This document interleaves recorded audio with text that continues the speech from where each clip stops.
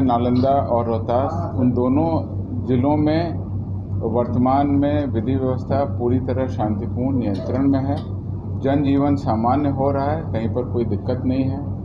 और बिहार विशेष सशस्त्र पुलिस की 3 कंपनी बल पहले से ही प्रतिनियुक्त था रामनवमी और पर्व त्योहार के कारण, और 100 हमारे प्रतिनियुक्त कर दिया गया, वो वहाँ पर अभी कैंप कर रहा है।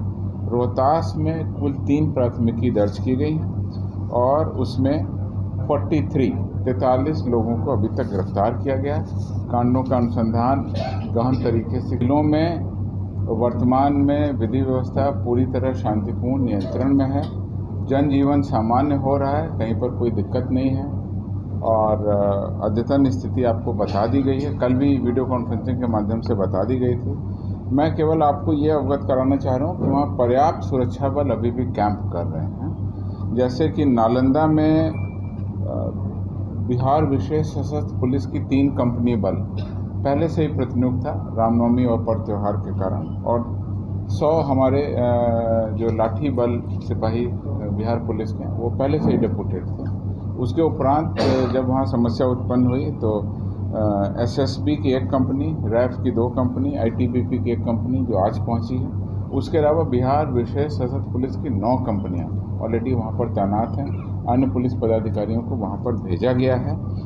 अभी तक नालंदा में 15 प्राथमिकी दर्ज हुई हैं और कुल 130 लोगों की गिरफ्तारी की गई। रोहतास जिले में बिहार विशेष सशस्त्र पुलिस की 5 कंपनियां और 200 लाठी बल पहले से ही वहाँ पर्व त्योहार और वहाँ पर जो वीआईपी प्रोग्राम था उसके मद्देनज़र पहले से ही डिप्यूट की गई थी। उसके अलावा वहाँ पर 2 एसएसबी की कंपनी, 1 रैफ की कंपनी और बिहार विशेष सशस्त्र पुलिस की 1.5 कंपनी बल अभी वर्तमान में अतिरिक्त रूप से प्रतिनियुक्त कर दिया गया, वो वहाँ पर अभी कैंप कर रहा है। रोहतास में कुल 3 प्राथमिकी दर्ज की गई हैं और उसमें 43 लोगों को अभी तक गिरफ्तार किया गया।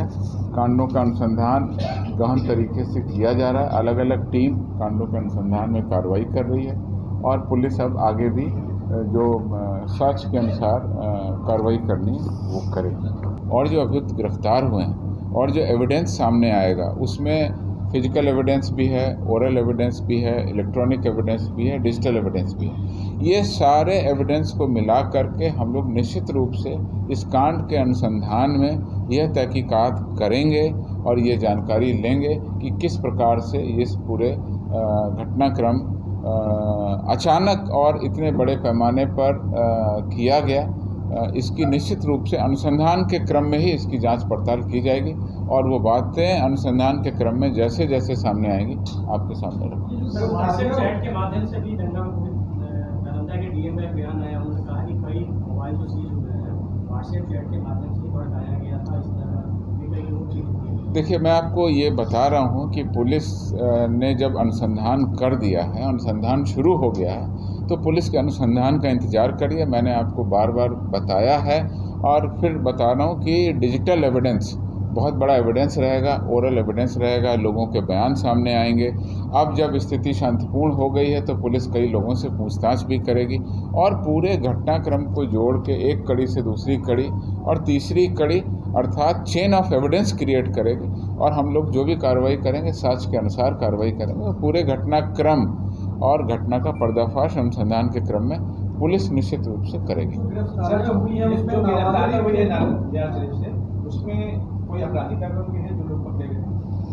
देखिए, अभी वो डेटा मेरे पास में नहीं आया है। हम लोग ये डेटा निश्चित रूप से कलेक्ट करेंगे और कि 130 जो गिरफ्तारियां हुई हैं नालंदा में उसमें या बाकी रोहतास में भी जो गिरफ्तारी हुई 43, तो ये जो गिरफ्तारी हुई है इसमें किस तरह के लोग शामिल थे मैंने आपको बताया।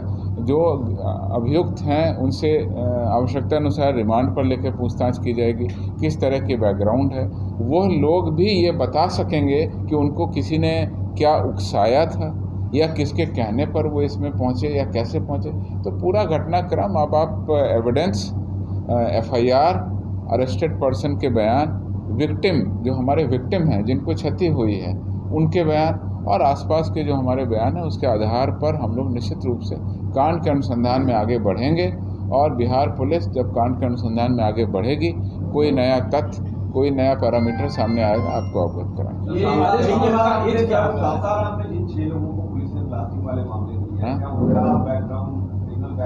अभी मेरे पास में अभियुक्तों का ये विश्लेषण नहीं है कि किसकी क्या बैकग्राउंड रही है, और एज वाइज प्रोफाइल भी आपने पूछा वो। दीक्षांत एडुटेक लाया है दीक्षांत ई लर्निंग ऐप। बने दीक्षांत का चैनल पार्टनर और अर्न करे लाखों रुपए प्रति महीने। चैनल पार्टनर बनने के लिए विजिट करें www.dikshans.com। दीक्षांत एडुटेक लाया है दीक्षांत डिजिटल क्लास। दीक्षांत डिजिटल क्लास का उपयोग कर छात्र बना सकते हैं पढ़ाई को बेहद आसान और मजेदार। दीक्षांत डिजिटल क्लास को स्कूल में बैठकर देखना है तो पेन ड्राइव और स्मार्ट टीवी बनेगा सही माध्यम। चलिए अब ये भी जानते हैं कि दीक्षांत डिजिटल क्लास का फी स्ट्रक्चर क्या होगा। नर्सरी से लेकर यूकेजी के लिए 7,000, नर्सरी से लेकर दूसरी कक्षा के लिए 12,000, नर्सरी से लेकर 5वीं तक के लिए 18,000, नर्सरी से लेकर 8वीं तक के लिए 24,000, नर्सरी से लेकर 10वीं तक के लिए 30,000। अगर आपको डेमो करना है तो उसके लिए आप दीक्षांत डिजिटल क्लास के यूट्यूब चैनल को विजिट कर सकते हैं। हमारे यूट्यूब चैनल को सब्सक्राइब और फेसबुक पेज को लाइक करना ना भूले। धन्यवाद।